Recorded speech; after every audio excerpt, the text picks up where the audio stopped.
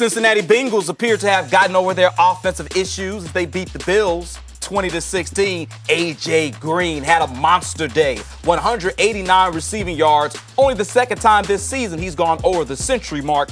Green did, however, tip 2 passes that were picked off and lost a fumble. Dylan, do you think the Bengals should be happy when you look at the numbers that Green produced, or maybe concerned with some of the bad moments? No, I think they should be happy. They get a win, a much-needed win. After a nightmare start, they're starting to look themselves. I really like this game. As a fan watching this game, and as a neutral, just football fan, you love when big guys step up. And the funny part was, you could tell A.J. Green kept telling Andy Dalton, kept telling this offense, keep coming to me. I know I screwed up. I know I let the ball slip through my hands. It was some wet conditions, a couple tips. Yes, some of the directed passes towards A.J. Green led to some turnovers, and the Bengals turned it over 3 times today. They lose the turnover battle, yet win the game, which is doesn't always happen, usually does not happen. But I love when you just keep going to your best players. We see it a lot of times in basketball. Some guy, his shot will be off in the first quarter, into the second quarter. Then it starts coming. That's what happened with A.J. Green, who is a prime-time player in this league, and he looked every bit of it when they needed it. He had a long touchdown. He had a big catch late in the game that really secured this game. And that was what it was all about. Even your best players, and even some of the best players in the league have some bad moments, and A.J. did. But when you look at the end result of 7 catches for almost 200 yards and a touchdown in big moments, you'll live with some of the gaffes. You'll live with the tip balls that lead to turnovers.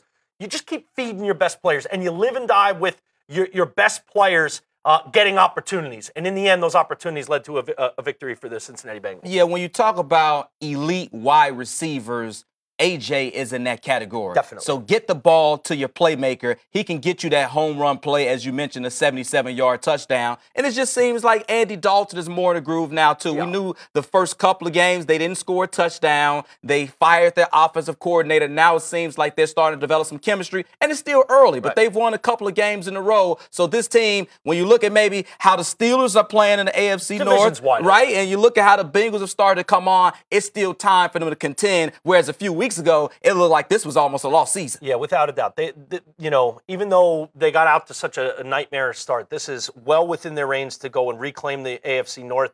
The interesting thing is I'm waiting for the stable of running backs to get going. I still really haven't seen too much. All 3 of Mixon, Hill, and Bernard got carries today. No one more than Mixon's 51 yards. They really, really did just hammer it to Green. I mean, and I give them credit. They thought they had a mismatch on the outside, as they probably week after week always feel like with A.J., and they just kept pumping it to him. But I think what's going to help the pass game and A.J. Green become more dominant is if they can really get that run game going, and they can get that 3-headed monster in the backfield really, really contributing to some yardage. I haven't seen it yet from any of these guys, but today A.J. Green was enough. He was the man, that is for sure, as the Bengals pick up their 2nd consecutive victory. Stadium, we have all your updates.